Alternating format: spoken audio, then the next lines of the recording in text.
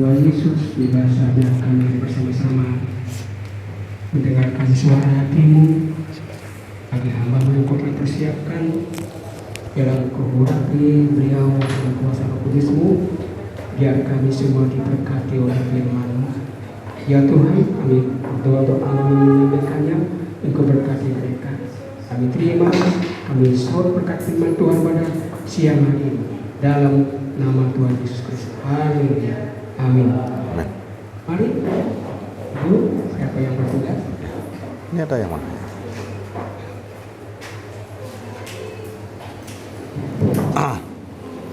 Selamat siang.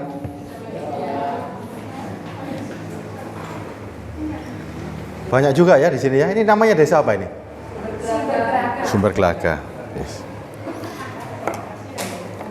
Yuk kita langsung aja ya. Lebih gampang mana mengenal diri sendiri sama mengenal orang lain? Hah? Gampang mana mengenal diri sendiri atau mengenal orang lain?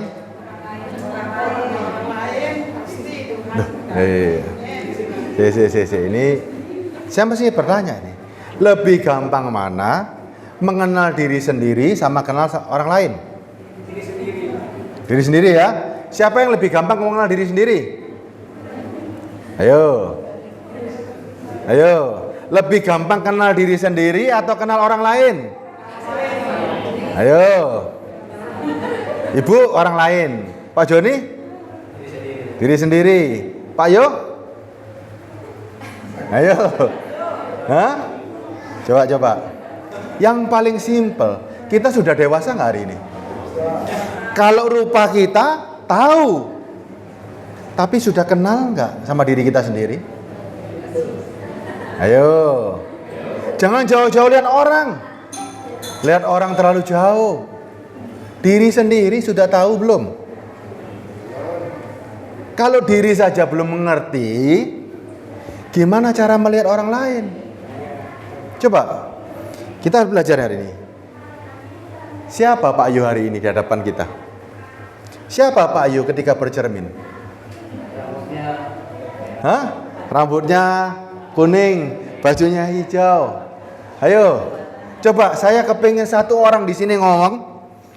Siapa dirimu? Siapa diri kita? Kok bingung kabeh? Loh, kalau kita nggak yakin diri kita, ini anak Allah. Ada lagi nggak? Ayo, Pak Yo anak Allah. Yang lain? Hah? Loh, kok saya kan nggak tanya aneh-aneh toh. Saya tanya sudah kenal diri kita belum? Pak Yo bilang anak Allah. Yang lain? Anak manusia. Yang lain lagi? Ketika kita, oke sekarang saya coba. Ketika kita mengaku anak Allah, buktinya mana? Hah? Loh, kita mau kenal sama Yesus. Setuju ya? Mau kenal sama Yesus? Mau?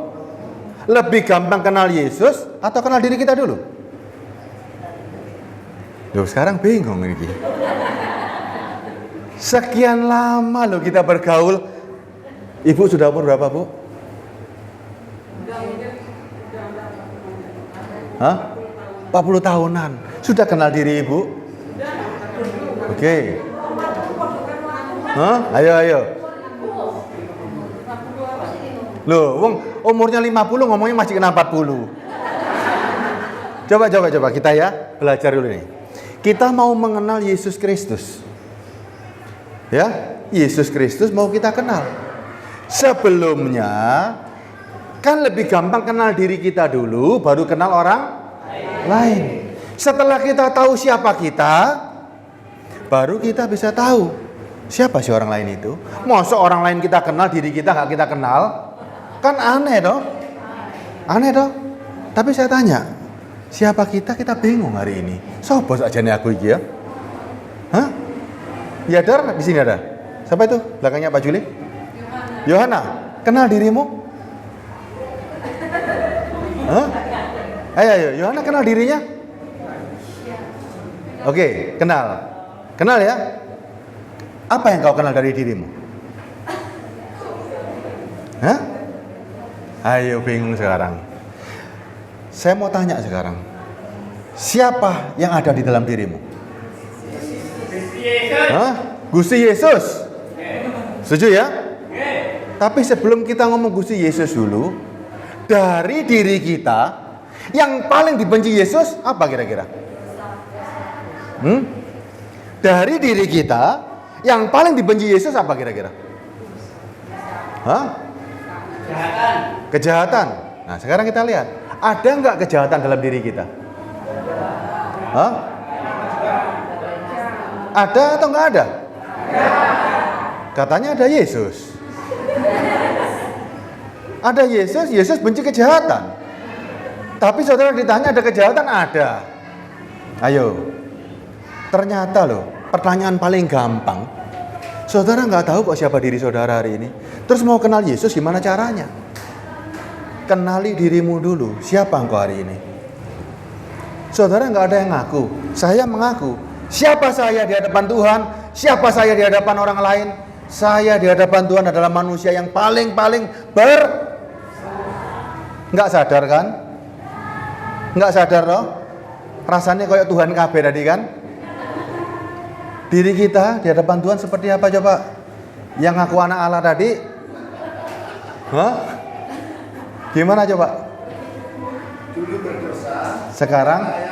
Karena percaya sama Yesus diangkat jadi anaknya. Jadi diangkat anaknya. Ketika jadi anak Allah, harus mencerminkan Yesus.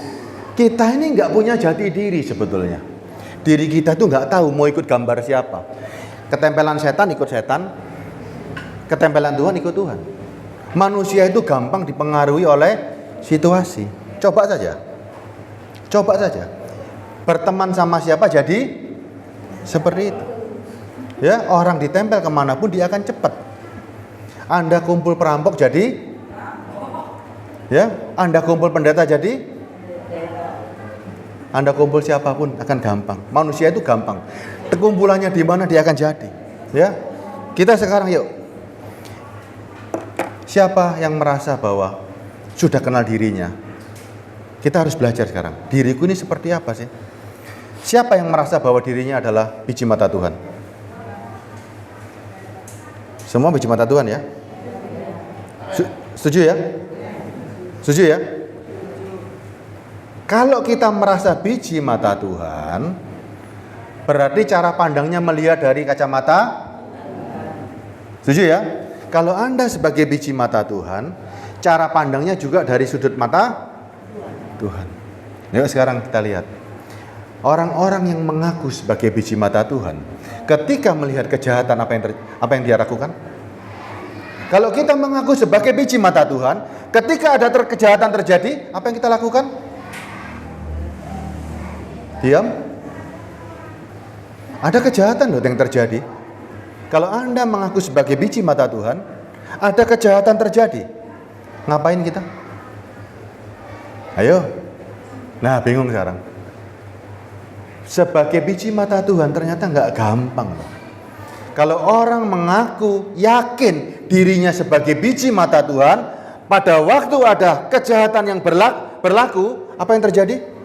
Sikap apa yang kita miliki? Ada orang di sini berbuat dosa. Anda matanya dipakai Tuhan untuk melihat kejahatan. Diam atau menegur? Hah? Diam atau menegur? Harus menegur. Harus membuat orang berubah. Kalau mau dipakai sebagai biji mata Tuhan, kita tidak bisa melihat yang namanya kefasikan, yang namanya kelaliman. Ya, jelas ya? Kalau mau benar-benar dipakai sebagai biji mata Tuhan, pandangan kita harus dari kacamata Tuhan. Sudah nggak boleh lagi pakai kacamata kita. Ini nggak gampang loh. Sangat nggak gampang. Sulit atau gampang? Sangat-sangat sulit. Ya, sangat susah. Nih sekarang, kita lanjut lagi nih. Saya setuju dengan kita adalah biji mata Tuhan. Saya mau lihat sekarang, iman saudara ada di level mana hari ini? Ya, kalau Anda sudah mengaku sebagai biji mata Tuhan, saya mau tanya, orang yang dipakai sebagai biji mata Tuhan, imannya kira-kira gimana? Kuat nggak? Kuat ya? Setuju ya? Kita tes ya. Siapa yang bisa memindahkan gunung? Siapa yang sudah bisa memindahkan gunung?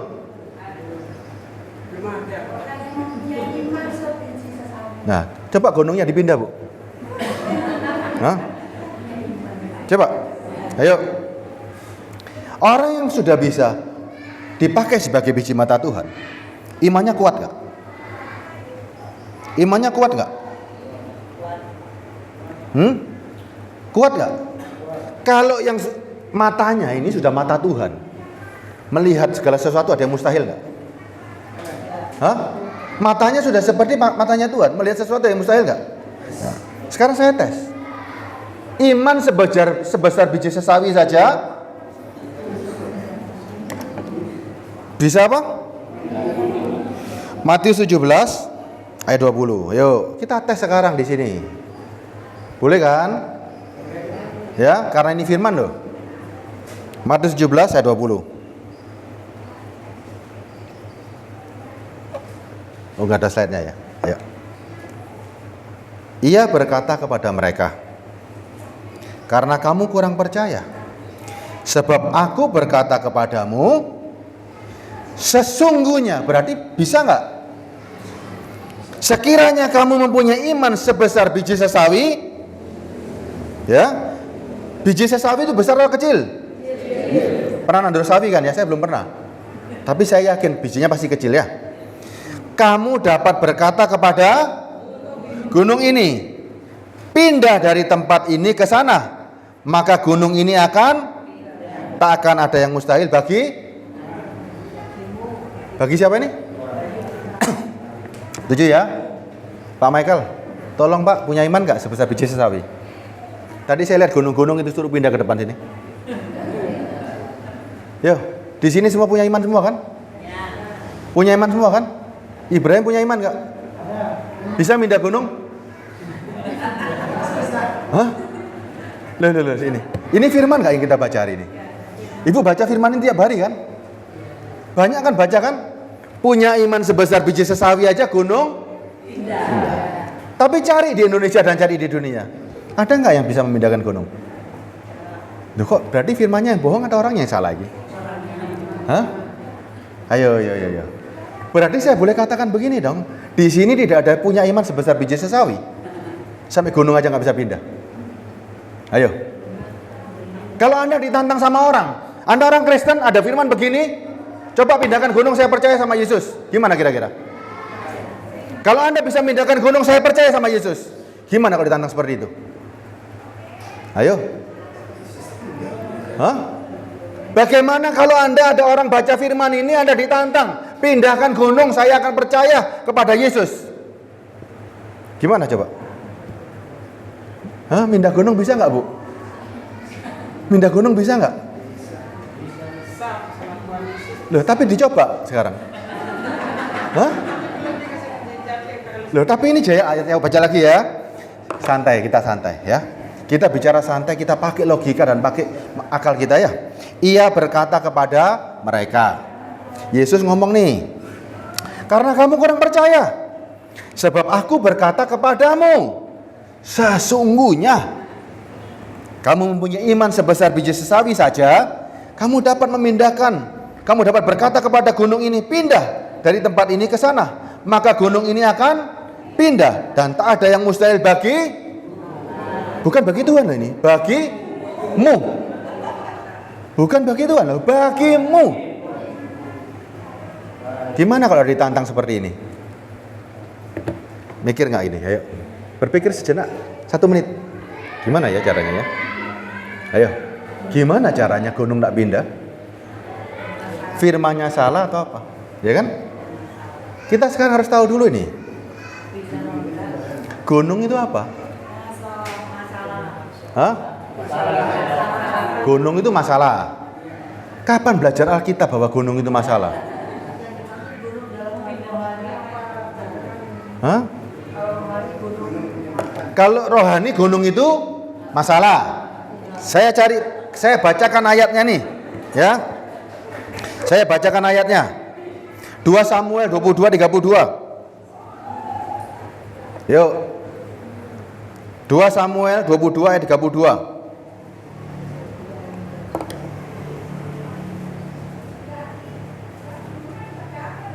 Tadi bilang gunung itu masalah, sekarang kita baca gunung itu siapa?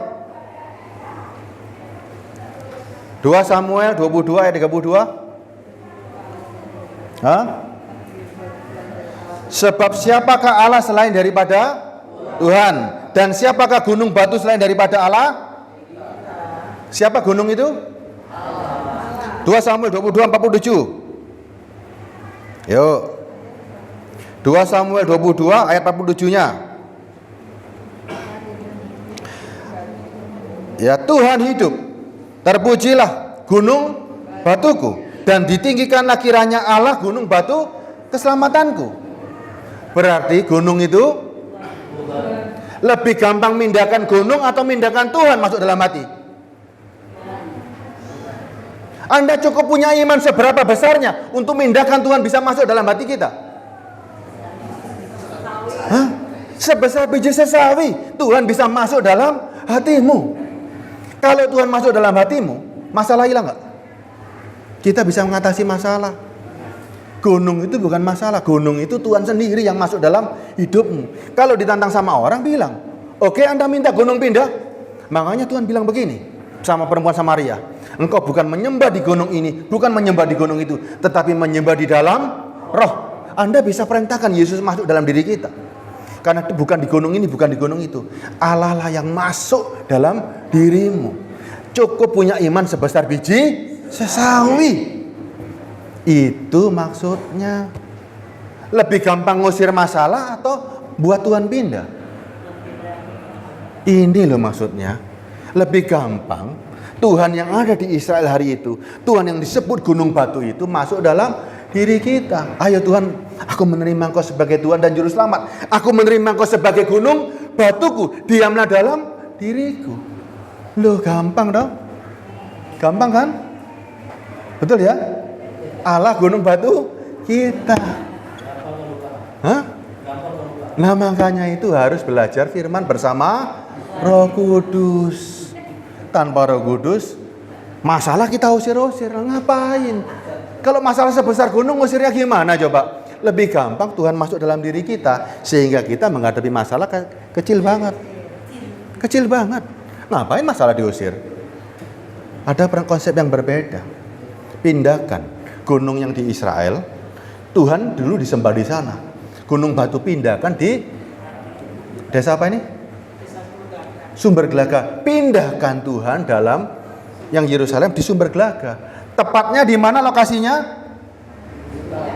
Dipindah kemana ya Tuhannya? Ke Sumber Gelaganya atau ke dalam hati kita? Makanya kita punya kesempatan yang sama. Bapak sama Daud sama Salomo hebat mana? Perihal membangun bait Allah hebat mana? Hah? Daud bangun bait, Daud sama kita sama Salomo hebat mana? Dalam membangun bait suci hebat mana? Hah? Salomo. Makanya nggak pernah kenal diri kita ya ini loh. Daud sama Salomo sama kita bangun bait Allah hebat mana? Hebat kita kan? Kenapa kok kita? Nah ya itu jawabannya. Coba bayangkan kalau Anda dengan Daud nggak bisa, kalau bangunan bait Allah itu sebuah gedung, nggak mampu. Salomo disiapkan kekayaan oleh Daud.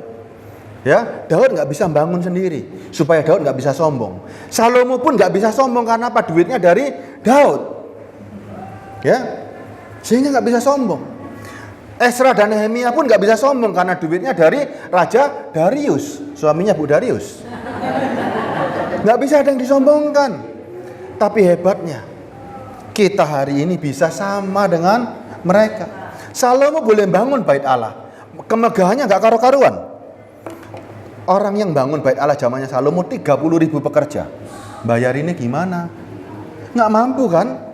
Tapi Tuhan ajaib hari ini.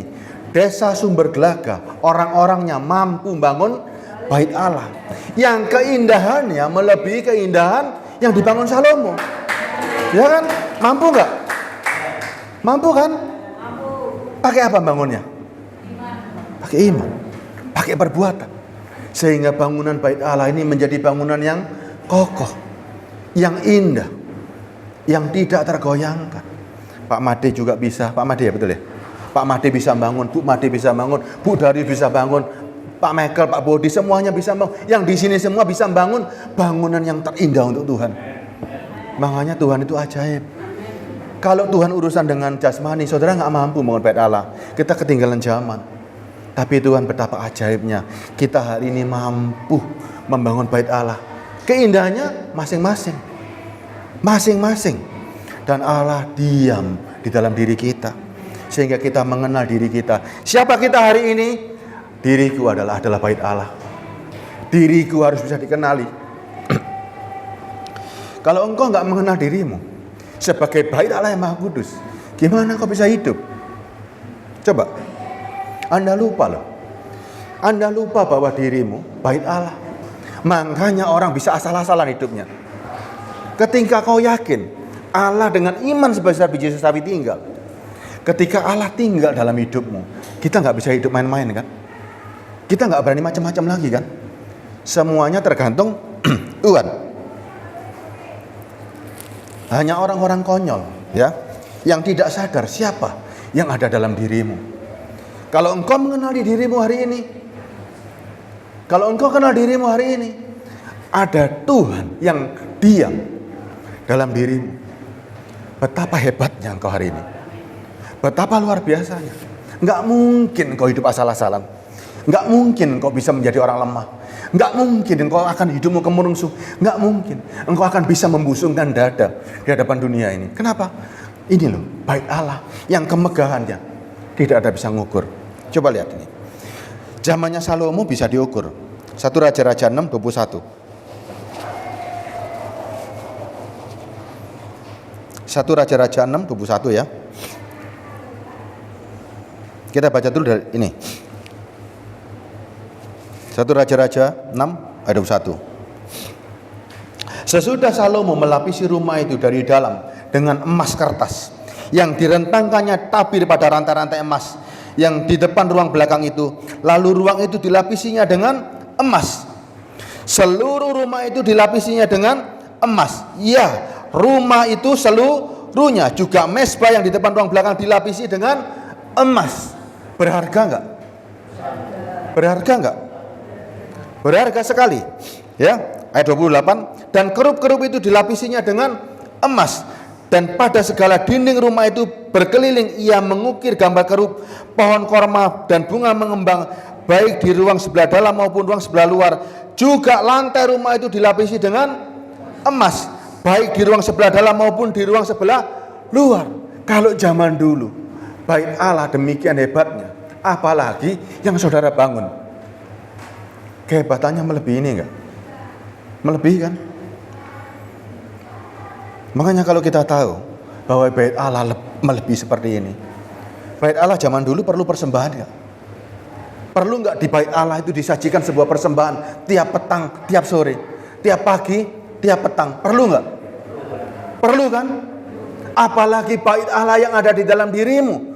Dia perlu persembahan bukan pagi petang, tapi sepanjang hari. Dan mampu. Kita mampu nggak nyiapin persembahan seperti itu? Mampu. Karena bait Allah itu diam dalam diri kita. Jangankan setiap pagi, setiap petang, setiap detik, setiap saat, ku persembahkan hidupku sebagai korban syukurku pada Tuhan. Hebat kan? Orang-orang Sumber Gelaga kan? Ya. Nah sekarang kita ngaca diri kita. Sampai di mana bangunan bait Allah kita ini? Sudahkah terlapis dengan emas? Sudahkah semuanya sempurna? Ini yang perlu kita bangun tiap hari. Sampai betul-betul menjadi bangunan yang tidak tergoncangkan. Ya, tidak ada yang bisa menggoncang bangunan ini. Iman saudara, keputusan saudara, cara hidup saudara, semuanya melambangkan kesaksian Kristus. Ya. Dan siapakah yang sanggup membangun ini tadi? Ingat ya, untuk membangun bait Allah butuh suatu kekuatan. Dan kekuatan itu apa yang dibutuhkan coba? Kekuatan apa yang bisa membuat bangunan saudara terwujud dengan segera? Coba lihat. Kita belajar mengenal diri kita nih. Kekuatan apa dari diri kita yang membuat kita mampu mewujudkan bangunan bait Allah? Kekuatan apa? Hah? Roh Kudus belum masuk ini Mas Jan. Anggap Roh Kudus belum masuk. Kekuatan apa yang bisa menggerakkan Anda untuk membangun bait Allah? Yang harus dikendalikan. Iman. Ada yang lebih hebat dari iman. Kekuatan yang, makanya kita belum kenal kan diri kita kan? Kita belum kenal loh diri kita. Ada suatu kekuatan yang kalau itu keluar tidak ada yang bisa membendung. Apa kekuatannya? Doa apalagi loh? Ada kekuatan dalam diri kita ketika itu keluar nggak ada yang sanggup membendung. Kasih atau cinta. Ketika orang punya cinta, tai kucing seperti, coba bayangin. Kenapa Anda mau seperti itu? Karena cinta. Orang karena cinta bisa melakukan apa saja. Orang karena cinta bisa bunuh nggak? Orang karena cinta bisa nggak dari sini ke Jakarta jalan kaki? Bisa. Orang karena cinta bisa jadi orang gila nggak? Itulah kekuatan yang harus dikendalikan. Kalau mau berikan rasa cinta kepada siapa? Makanya supaya ini nggak meleset kemana-mana, arahnya jelas. Kasih cintamu kepada, pertama kali kasih ke siapa cintanya? Kasih kepada Tuhan, supaya engkau bisa sanggup membangun bangunan itu. Orang karena cinta bisa membangun bangunan itu, apalagi disertai Roh Kudus. Anda cinta dengan Tuhan, Anda ikuti perintahnya, Roh Kudus masuk dan diberikan. Berkolaborasi untuk membangun bangunan yang begitu indahnya. Tanpa cinta nggak mungkin Anda rontok di tengah jalan. Tanpa cinta nggak mungkin. Bu Darius cinta kan sama suaminya kan? Buktinya bertahan. Kalau orang nggak cinta sama suaminya, digoda orang lain, goyang nggak? Makanya perlu sebuah cinta. Cinta ini bahaya. Kalau ini tidak dikendalikan, bahaya. Anda bisa mencintai dunia? Bisa nggak? Makanya cinta yang pertama kali berikan kepada Tuhan. Sehingga ketika engkau dengan dunia, bukan lagi cinta. Dunia hanya cuma untuk melengkapi rasa cintamu pada Tuhan. Kalau engkau memberikan cintamu sama dunia, nggak ada cinta lagi yang kau berikan sama Tuhan. Cinta bisa dibagi nggak? Hah? Cinta bisa dibagi nggak? Yang suka bagi cinta berarti? Makanya jelaskan ya. Kita harus mengenali diri kita loh. Yang namanya cinta berikan kepada Tuhan. Dunia ini bisa kita nikmati bersama Tuhan. Ingat, ini kekuatan yang harus saudara berikan sama Tuhan untuk membangun baitnya yang begitu kudus. Setuju ya?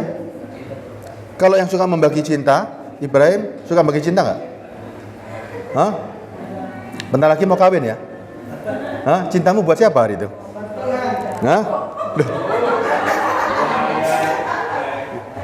Jadi gini ya, jasmaniku mencintai Yadar misalnya. Kamu harus bilang begitu. Jasmani saya cinta istri saya, tapi untuk roh aku cinta pada Tuhan. Nggak mungkin dong rohaniku cinta pada istriku yang sekarang. Wong sebentar lagi tambah tua kok. Ada masanya kita berpisah, ya kan? Cinta sejati kita hanya untuk Tuhan. Tetapi selama kita hidup, kita mencintai secara jasmaninya, nggak ada masalah. Membagi cinta itu boleh, tapi harus tahu yang rohani, yang kekal hanya untuk Tuhan. Yang jasmani hanya untuk, nggak ada masalah. Harus pintar membagi cinta. Tapi nggak boleh cinta yang sama dibagi-bagi ya. Jelas ya? Kita mulai mengenal diri kita hari ini. Kita mulai mengenal lagi. Ternyata kita ini orang-orang yang hebat. Orang-orang yang luar biasa. Orang-orang yang sanggup membangun bait Allahnya sendiri-sendiri. Hebat nggak? Sangat-sangat hebat. Ya. Dan setiap orang yang sudah membangun bait Allahnya dengan satu tujuan. Apa coba? Selama kita bangun bait Allah, apa yang kita tuju sebetulnya? Saudara mau nggak cari urip? Hah? Saudara mau cari urip nggak? Mau cari urip atau cari selamat? Hah? Mau cari urip atau cari selamat? Hah?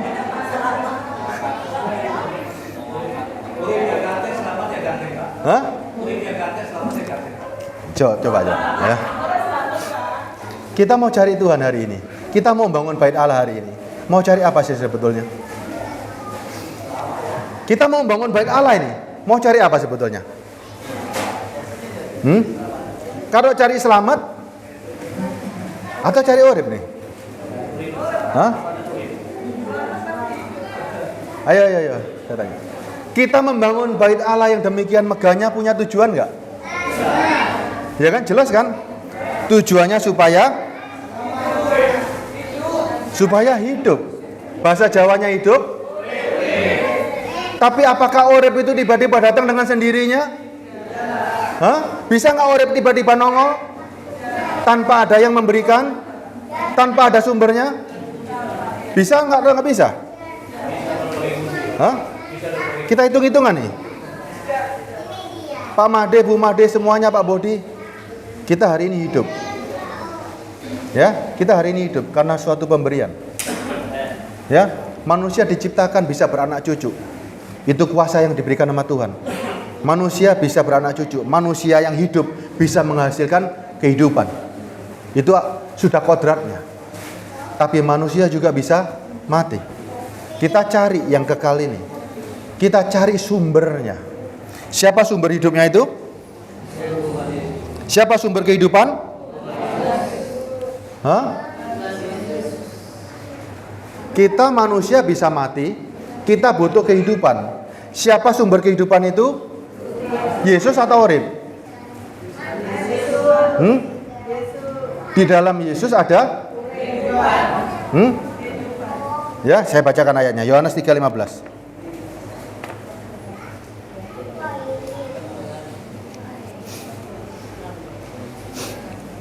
Saudara jangan bingung dengan Yesus itu adalah kehidupan.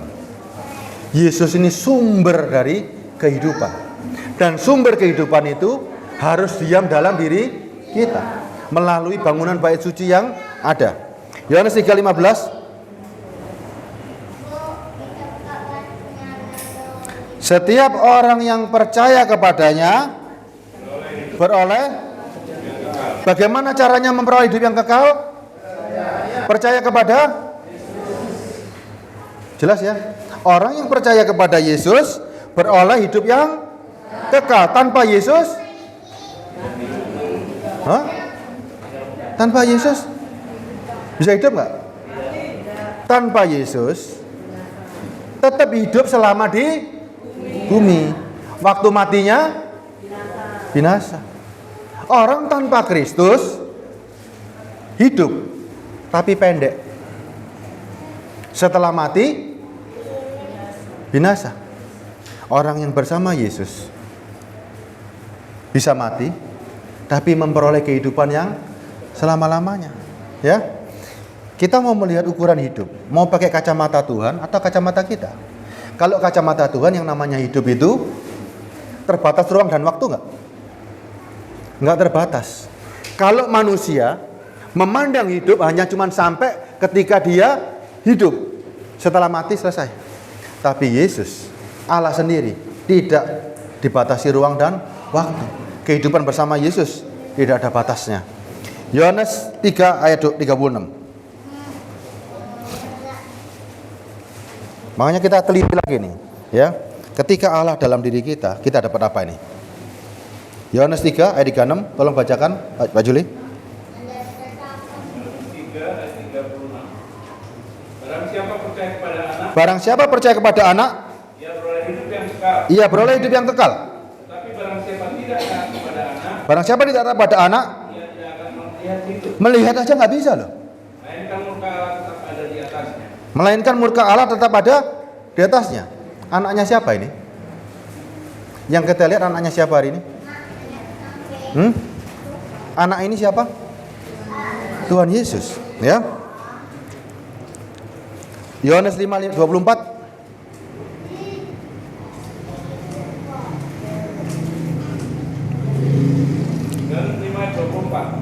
Aku berkata kepadamu, sesungguhnya barang siapa mendengar perkataanku dan percaya kepada Dia yang mengutus aku, ia mempunyai hidup yang kekal dan tidak turut dihukum, sebab ia sudah pindah dari dalam maut ke dalam hidup.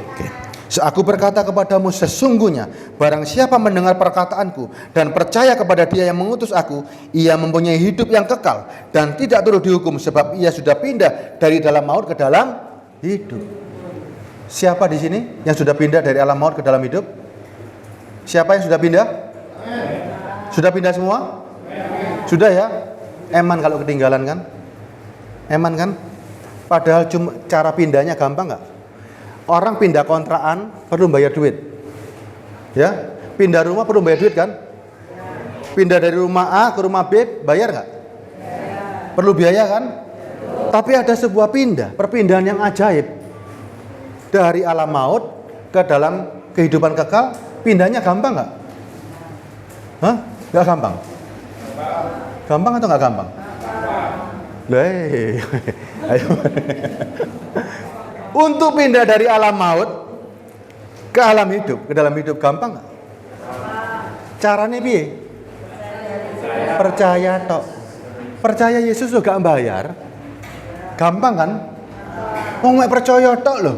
Kan gampang. Tapi kenapa banyak orang nggak bisa percaya? Kenapa orang susah untuk menerima? Kenapa susah orang untuk percaya kepada Yesus? Oh nggak bayar, gratis.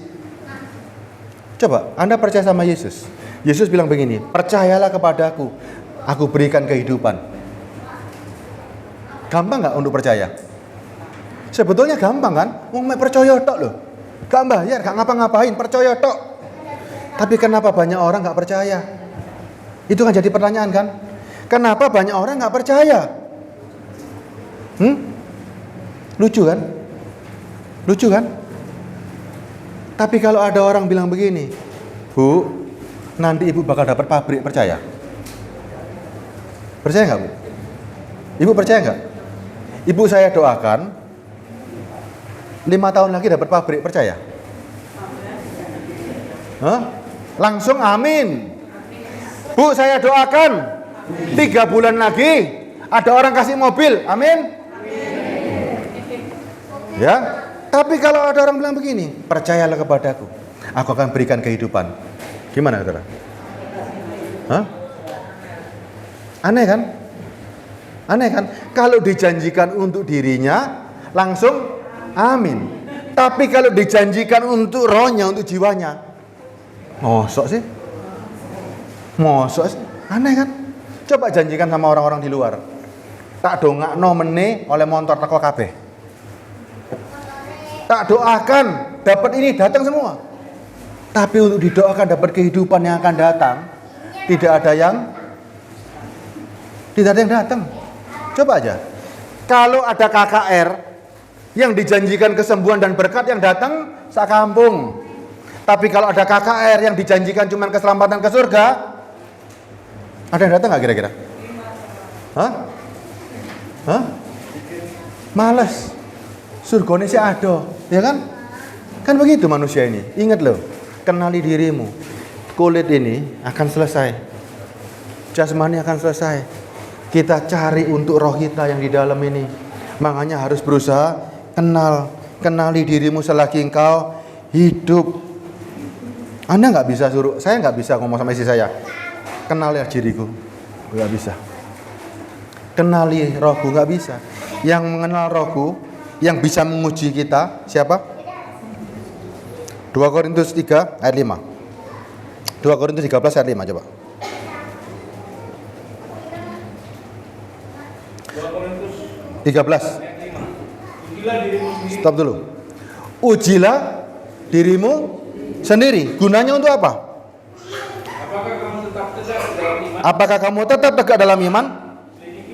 Selidikilah dirimu. Selidikilah dirimu. Apakah kamu tidak yakin akan diri? Apakah kamu tidak yakin akan dirimu? Bahwa Kristus Yesus ada di dalam diri kamu. Sebab jika tidak demikian kamu tidak tahan. Kalau ada orang yang tidak tahan uji, berarti orang yang tidak tahan uji berarti uji dirimu. Ada Kristus gak? Ada Roh Kudus gak? Orang yang punya Roh Kudus tahan uji nggak? Pasti tahan. Tahan banting, tahan uji sembarang kalir. Makanya Paulus bilang, uji dirimu sendiri.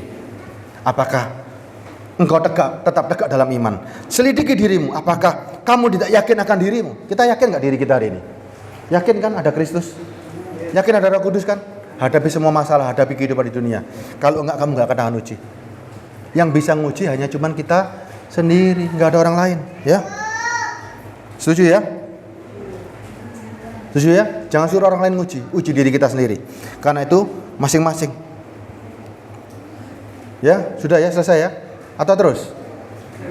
Hah? Terus? Oke, saya nurut sama ibu. Mau nggak diurapi sama Tuhan? Kita sekarang sering kali kan pernah minta diurapi sama Tuhan nggak pakai minyak? Kalau saya bawa minyak urapan, ibu mau nggak? Mau.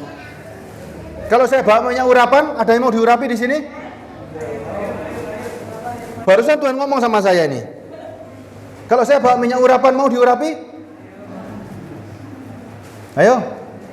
Air ini saya doakan bisa jadi suci nggak? Hah? Air ini saya doakan bisa menjadi suci untuk mengampuni dosa, bisa nggak? Hah? Ada yang bisa, ada yang nggak soalnya. Air ini saya doakan bisa untuk menyucikan dosa nggak? Hah? Bisa untuk kesembuhan, bisa nggak? Bisa. Kesembuhan bisa, tapi menyucikan dosa. Terus peran Roh Kudus di dalam dirimu buat apa? Yang suka didoa-doakan ini biasanya siapa? Siapa yang suka doakan air untuk diminumkan ke orang? Tapi kalau dalam nama Yesus, bisa nggak? Praktek perdukunan masuk dalam gereja. Anda kalau ke dukun sering kan? Pernah ke dukun? Ah, yang bener lah. Beneran. Kalau kita ke dukun kadang-kadang dikasih air yang di jambi-jambi kan? Apa sih jambi-jambi itu? Hah? Jambi-jambi itu mantra. Mantranya dalam nama Yesus. Gimana coba? Hah? Bisa nggak? Makanya jangan aneh-aneh hari ini. Ini lihat kita. Kalau Anda ada orang bawa minyak urapan, mau diurap-urapi, itu tukang kaspo nomor 1. Tahu? Tukang bohong. Kenapa? Minyak urapan tidak boleh dibuat sembarangan. Apalagi dipercik-percik ngawur. Kita baca ayatnya. Yuk.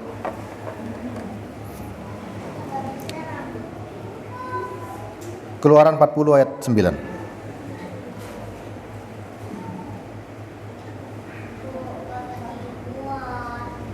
Keluaran 40 ayat 9. Kemudian kau bilang minyak urapan dan kau urapilah kemah suci dengan segala yang ada di dalamnya. Terus. Demikianlah harus kau mengkuduskannya dengan segala perabotannya sehingga menjadi kudus. Oke, stop ya. Minyak urapan itu sesuatu yang sangat-sangat kudus, ya. Minyak urapan itu luar biasa efeknya. Keluaran 30 ayat 31.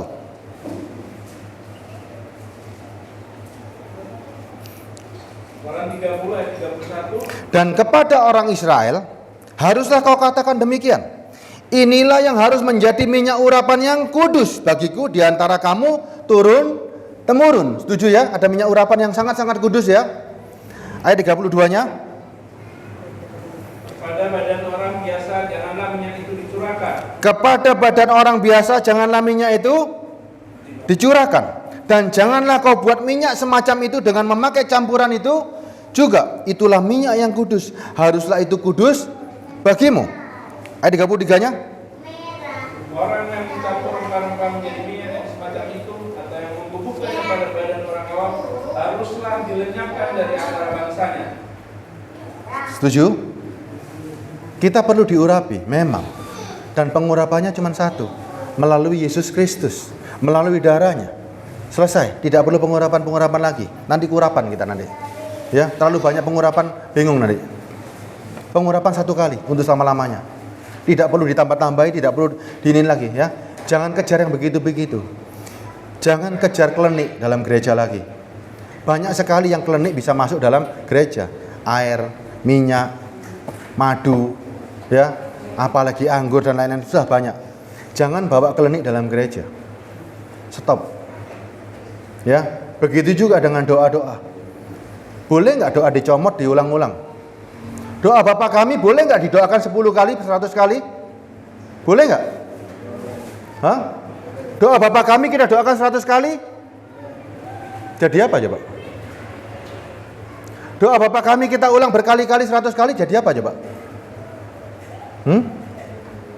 Ayo. Hah? Jadi jampi-jampi. Jadi jampi-jampi. Enggak, kita sekarang dewasa semua ya. Harus dewasa. Kalau ada yang bawa minyak, kalau ada bawa ini, jangan maju, jangan ini. Itu tidak boleh sama Tuhan. Minyak urapan hanya khusus kepada orang-orang yang diurapi zaman dulu. Kepada orang yang mau dijadikan raja. Kepada orang siapa, ya. Jadi klinik ini dibawa hari ini. Banyak orang merasa jadi Samuel. Minyak itu dibawa hanya ditabung. Tidak sembarangan bisa ditumpahkan. Tidak sembarangan. Tapi melalui Yesus Kristus, kita memperoleh pengurapan yang ajaib, yang kudus. Melalui darahnya. Cukup itu, lebih dari cukup ya. Selesai ya. Minyak urapan sudah. Iman yang memindahkan gunung sudah. Biji mata sudah. Sekarang sudah hebat semua kan kita kan ya. Sehingga kita hari ini menjadi murid-murid Tuhan yang sangat dewasa. Kita nggak boleh lagi jadi anak-anak ya. Kalau murid anak-anak itu ada bedanya loh. Ya, kita lihat bedanya nih ya. Masih ada waktu Pak Juli? 46 ya. 5 menit boleh ya? Kita mau jadi murid Tuhan hari ini. Tuhan itu bisa jadi bapak, bisa jadi anak, bisa jadi bapak dan anak, kekasih dan sahabat. Sekarang kita mau lihat dulu sebentar ini. Ketika kita jadi murid Tuhan, kita harus menjadi murid yang sangat-sangat dewasa. Ya, nggak boleh murid seperti yang nggak dewasa. Murid yang nggak dewasa, contohnya Lukas 8 ayat 24.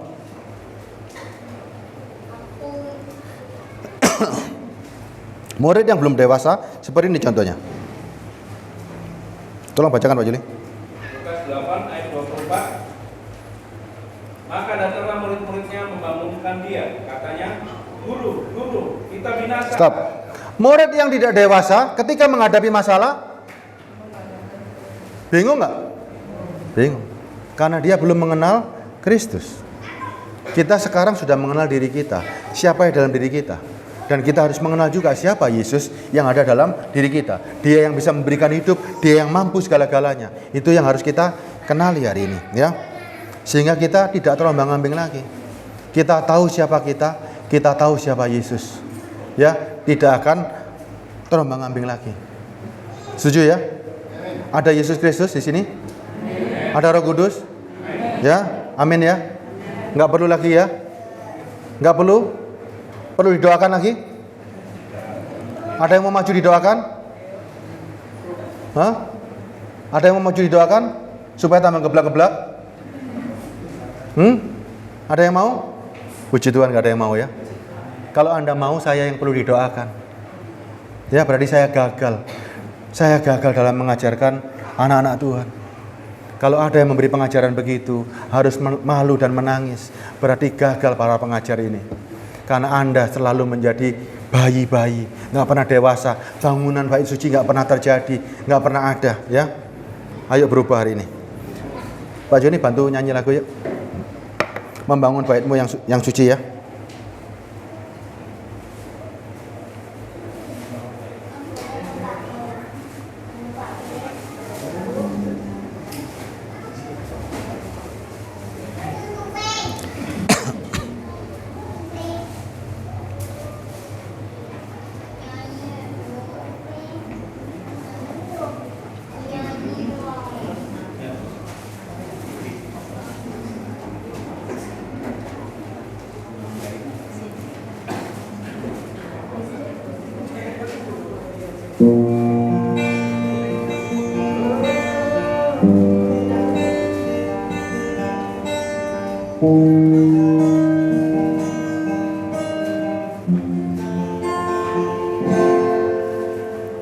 Bila ku renungkan firman-Mu, betapa malunya diriku. Bait-Mu di dalamku berupa reruntuhan yang tak berujung.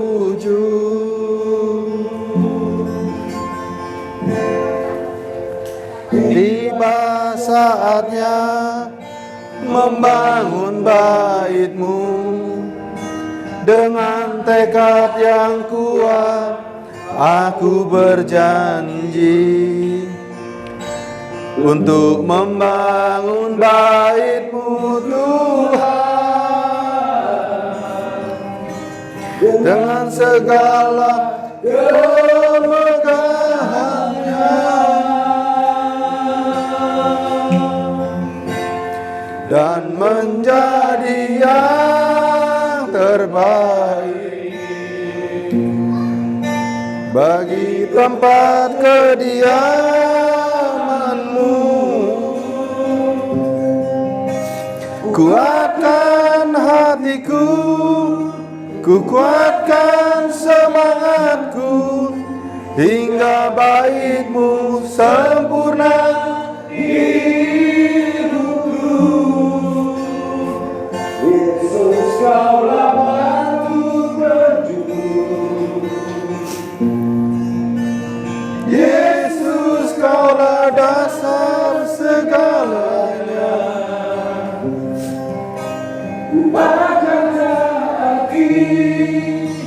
Ku akan setia sampai Kau menjemputku.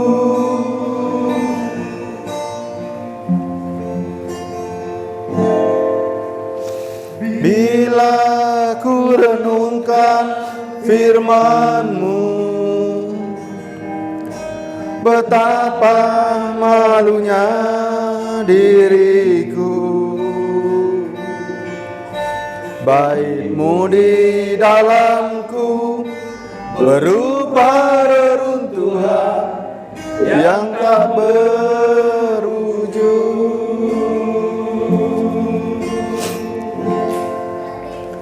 Tiba saatnya membangun bait-Mu dengan tekad yang kuat. Aku berjanji untuk membangun bait-Mu Tuhan dengan segala kemegahannya dan menjadi yang terbaik bagi tempat kediaman-Mu. Kukuatkan hatiku, kukuatkan semangatku, hingga bait-Mu sempurna hidupku. Yesus, Kaulah batu penjuru, Yesus, Kaulah dasar segalanya. Ku akan hati, ku akan setia sampai Kau menjemputku.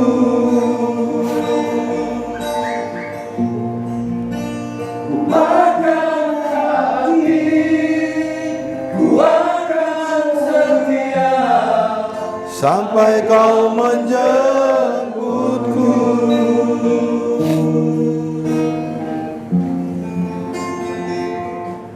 Bapa di surga, ampuni anak-Mu ini, ampuni kami semua ya Bapa. Kami sempat tidak mengenali siapa yang ada dalam diri kami.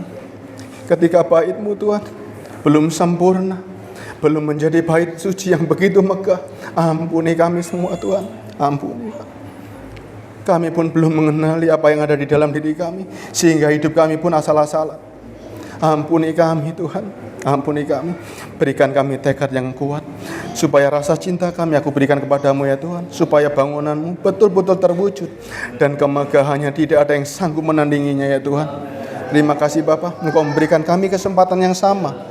Daud, Salomo, semuanya, dan rekan-rekan kami di sini semuanya, dan semua jemaat di sini punya kesempatan yang sama, punya bangunan bait suci yang sama-sama, yang kemegahannya tergantung masing-masing Tuhan. Biarlah kami punya mendirikan bangunan yang begitu indah, yang begitu hebat, semuanya hanya di dalam namamu Yesus Kristus. Ampuni kami semuanya ya Bapa. Hanya di dalam nama Yesus Kristus kami berdoa bersyukur. Biarlah kiranya bangunanmu Tuhan menjadi yang sangat-sangat sempurna. Haleluya. Amin.